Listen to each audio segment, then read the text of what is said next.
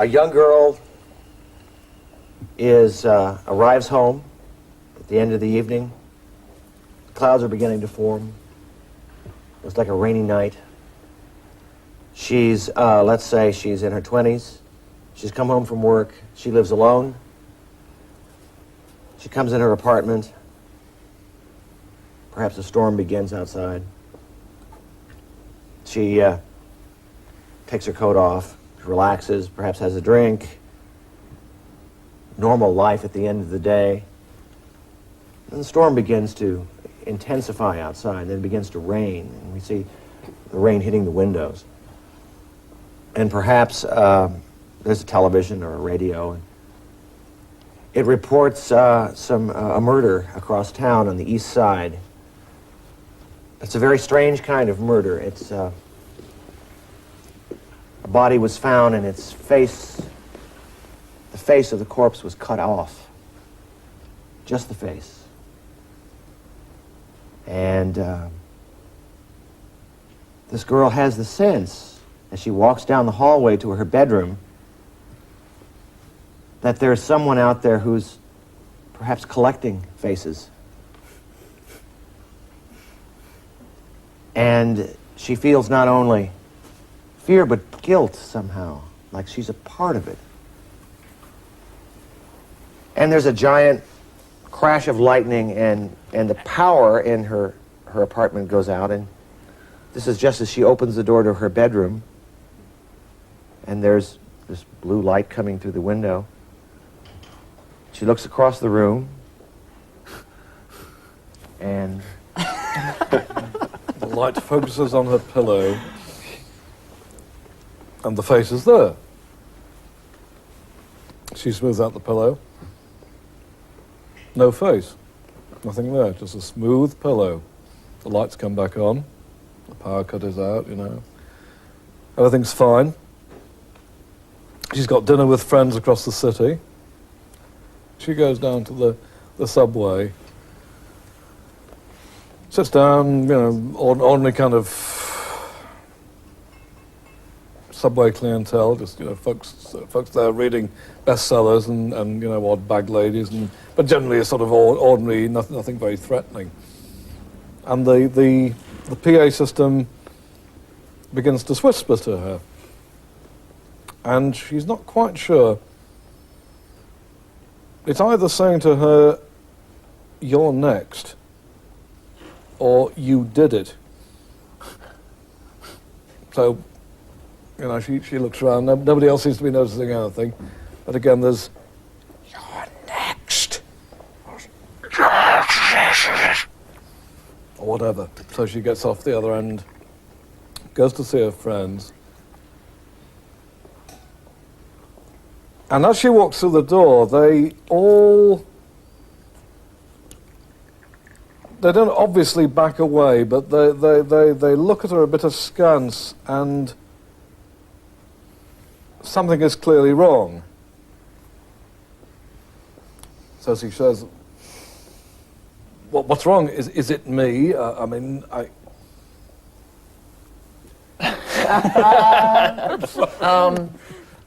Is it me?" she says. And the host at the table says, "Yes, but only a little part of it is you. See, we've known each other now," the girl's name is Janet. "We've known each other now, Janet, how long?" She says, "Oh, since I was very small, since I was 3. And the guy says, "See, all that time, in a way, you've been in training. And everybody at this table has been in training. See, there's a problem with our faces, Janet. Our faces are fake things. Our faces have always been fake things. They're things we put on over our truest feelings.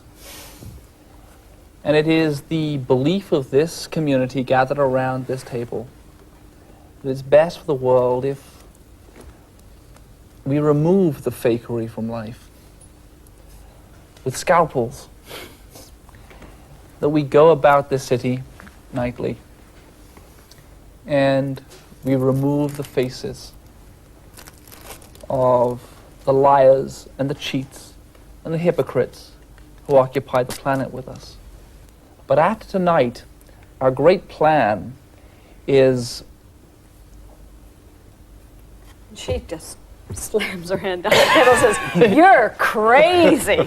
And she leaps up, gets the hell out of the house. It's now storming down, so she's sort of rushing off through the storm and the rain and battling, but just wants to get away.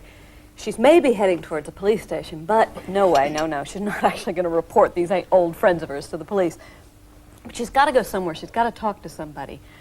Who can she trust? These people she's known for ages. But, well, if it's not the police, well, there's the press. And there's this guy she used to go out with. Maybe he writes for The Voice, or maybe he writes for The Times. I don't know. But she goes, say The Times. She goes there, because late at night there may still be somebody there. Goes in. Luckily, he's there. Hasn't seen her for ages. Hey, happy to see her. It's normality. It's a newsroom. It's kind of messy, and there's people sitting around. Phone's ringing. Noise. She's wet. He buys her some coffee. Kind of gets her a towel for her hair, and he's normal. He's like the guy she's known, and they start talking, and she can't quite tell him what's happened. It just seems too weird.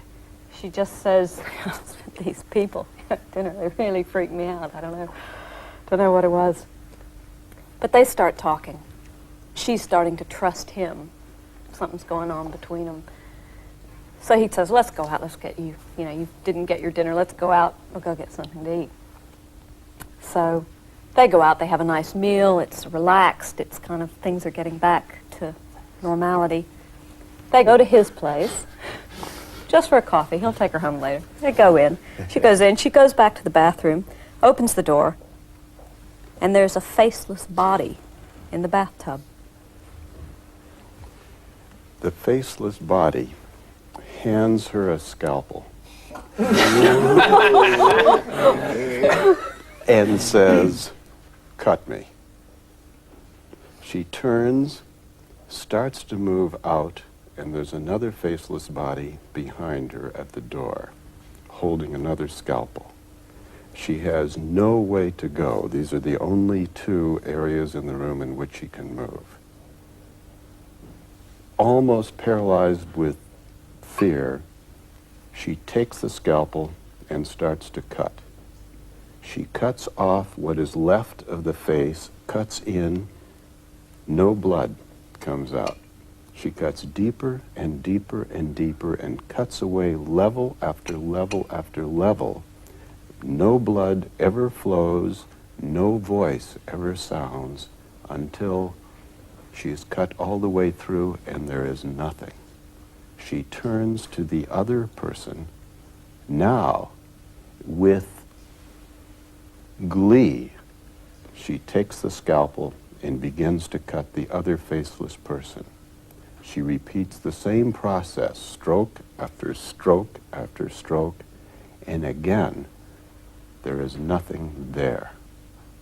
She now begins to understand something. It's not a voice. It's almost a feeling of understanding. And the understanding comes to her, and somebody or something says, "This is the millennium. 2,000 years ago, we sent a man to this earth. That man was crucified and his mission failed. We came back 1,000 years later to find out if there had been progress, if we could find another on this earth. We failed in our search and we withdrew. Nobody knew we were here in the year 1000. We have come back again in the year 2000. We have found that person. That person is you. And your job is to reveal the wisdom that failed to be revealed 2,000 years ago." Janet rejects this because, again, she thinks this is crazy. She goes to sleep. She's not having any of this. She's rejecting it all. She knows she's the chosen, the audience knows she's the chosen one. she begins the second day in an act of rejection. As she goes through an attempt at a normal day, what begins to happen is that it moves beyond the body. She looks at photographs of the old friend she had the dinner party with. She looks at a newspaper article written by the journalist friend of hers with a headshot of him. And the photographs begin to move, as does her reflection in the mirror. And what all these images are saying to her is, there are no surfaces. It's not only the bodies that don't have surfaces, there are no surfaces. Every surface you think is in this world is an illusion. Your job, your role, the role you were born for, is to reveal to the world the absence of surface. It's not enough to take the skin off. It's not enough to be a serial killer. You must go beyond that act to reveal the secret reflection, to reveal the life beyond the mirror, the life behind the photographs, the life behind the face. These are a series of shock moments that work through the day. That summation of that mission is revealed towards the end of the second day. When she calls back the friends, she says, I'm receiving other messages. You know, perhaps I shouldn't have left the dinner party. She calls the guy from the newspaper who now speaks to her in a different way, more reminiscent of the people she'd met before. All these people know something, but now they speak not in that revelatory way, but in a respectful way. And they suggest that perhaps what they need is another meeting which will be bigger than the previous meeting, a meeting that will involve more people. And that meeting will be held in Central Park. It's evening. She's led to Central Park, and there are thousands of people converging around the edges. Some faceless, a mass of pulp, some with their faces, but all seem to be driven by some inner voice, a confluence, a moment that they're all driven to. And she begins to be caught up in this drive. And suddenly out of the crowd there's this man who turns and sees her, and their eyes meet for a moment. And there's something between them that's human, that's not savage or ripping faces or crazy unreality, but there's something in their gazes that tells each one, this is somebody I can trust. But they're very quiet because there's a giant crowd. And the people around Central Park whose faces remain, each pull out of their pockets knives, scalpels, garden implements, pieces of glass, and they all begin to tear their faces off. And as they tear their faces off, they begin to chant. These strange sounds come out. They're like words, but they're not words. And this man gets closer to our heroine, Janet, and she grabs him and says, please, let's go. Let's get away from here. And somehow they move away from the crowd as these bleeding faces are dropped into Central Park. So they race back away from this area, down the streets.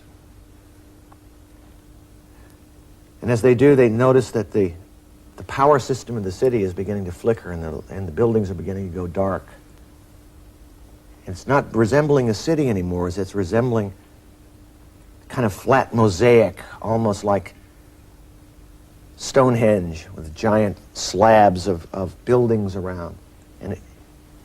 And anymore, the landscape is not civilization as we know it. It's not modern life.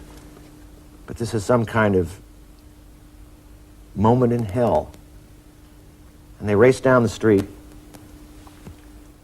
This man is a theoretical physicist. He studied quantum mechanics. He studied relativity. And he tries to make some sense of all this. And he says to her,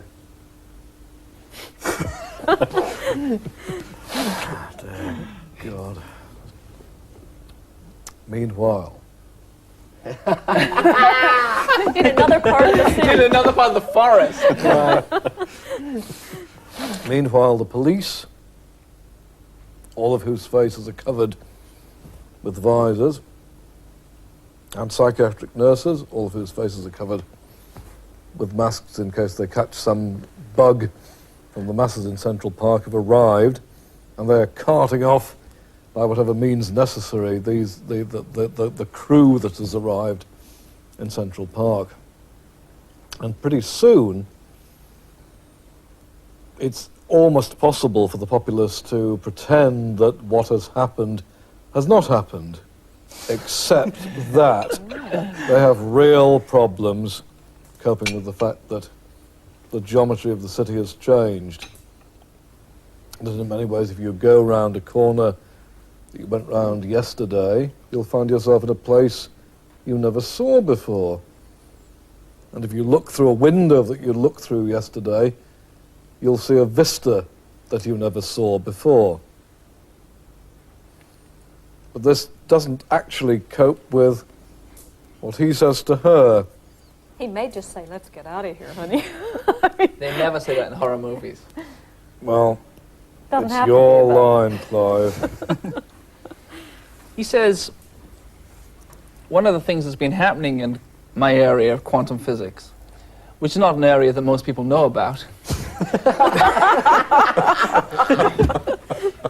is that the whole area of relative realities is being explored. And one of the things which is under siege is the whole notion that we, as operating human beings, as personalities, keep the notion of reality buoyant. We keep the idea that the world is as the world is by a global act of will. The process of the imagination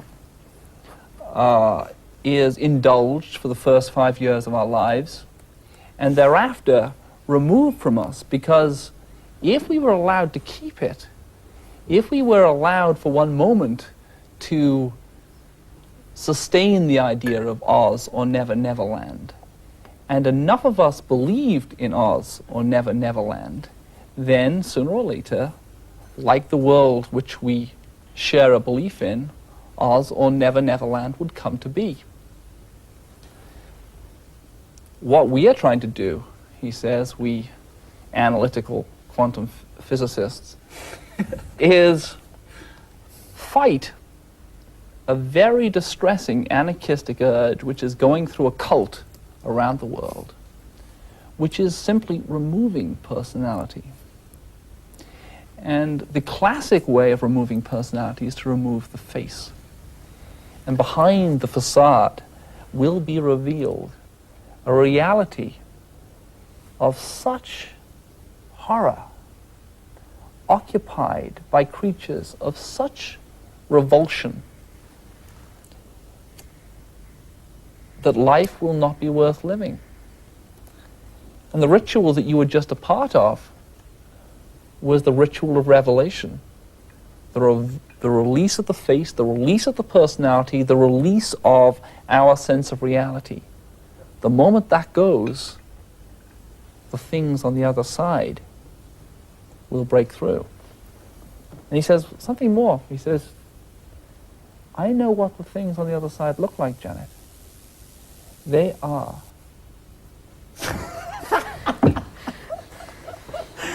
She says, wait a minute. Stop saying that! I've heard all this stuff about consensus reality. Do you honestly expect me to believe that we've just been maintaining this fragile structure of reality based on an agreement among people who can't agree about anything, and that really reality is so horrible we can't possibly bear it? Well, I think that that's the story. I think that reality, if it's reality, why should I go on living in a fantasy world? And she pulls out her razor, reaches up to her face, and is just about to cut her face off when the professor of quantum mechanics says, stop. There are various theories of quantum mechanics. I can quote the Heisenberg uncertainty principle, which states that the movement of the electrons around the nucleus is a random pattern, to which his great rival, Einstein, said, I cannot believe that God plays dice with the universe. Actually, Janet, both Heisenberg and Einstein are correct. There are indeed two universes. One universe in which God and one of his disciples, Ronald Reagan, It became a comedy. I believe comedy is part of horror. I do think there is a similarity. At any rate, God and his disciple, Ronald, believe that God does not play dice with the universe, that the universe is a structure of pure order. Everything is preordained, everything is organized and perfect. The second universe, discovered and interpreted by Heisenberg, is a universe conceived of also by God and his disciple, Groucho Marx. Now, God and Groucho believe in the Heisenberg concept of random action, in which indeed behind our faces are monsters, but behind, I should say behind some faces are monsters. Behind other faces are beings of beauty. And come to think of it, there's a third, which are kind of in between. Now, Janet, we came back 1,000 years after Christ. We now come back 2,000 years after Christ, and we tell you that mankind has one final 1,000-year period to exist. This 1,000-year period will be an experiment. You will determine, and your disciples will determine, in this coming 1,000 years, whether you are going to define for yourself the universe of Ronald or of Groucho. And at the end of this 3,000 years, something may happen. But before you make that choice, Janet, I have to tell you, you remember that census that happened a few months ago in your hometown, where the people that came to your door seemed to know something about you that you would rather they didn't know. What they knew about you, Janet, as I'm sure you remember, is that habit you had. And I'm here to tell you, Janet, that it's all right. The Messiah we spoke about 2,000 years ago, despite what your history has told you, despite what this confusing universe of multiplicity has suggested that the Messiah might have been Jesus Christ, no, it was Herod Antipas. The correct thing to do every millennia, Janet, is to slaughter the innocents. We're very proud of what you did before this story started. And your job, for as long as you live and until you can find somebody to pass the job on to, is to continue slaughtering the innocents. However, we are obliged at every 1,000 years, at every millennia, at this juncture, that's a very Bush phrase, isn't it? At this juncture, to give you the choice. You are by nature Herod. You have a history of child slaughter. Do you choose to do this, or do you choose to take us beyond that? I refuse to end this movie. We've been round twice. That's her choice. What would we all do? Slaughter the innocents. Slaughter the innocents? If we were a true committee of a major studio, we would do some audience research. Yeah. How many of you want the innocents slaughtered? How many of you hate your children? I don't know any innocents.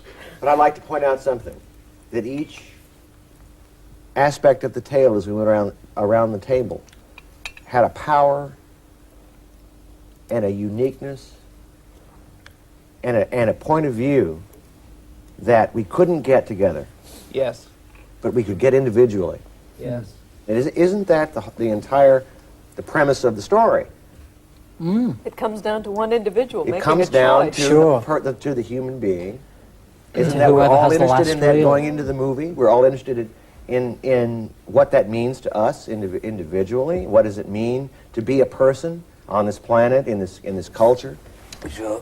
And you can distance us by making us into Bela Lugosi or Boris Karloff or makeup or Vampira or whatever. But really we're talking about what everybody thinks about, what everybody has on their mind. Because horror is a part of all of us, our fears. And I think, if anything, we try to express it in words or images. But we try to express what really is in everybody out there in TV land.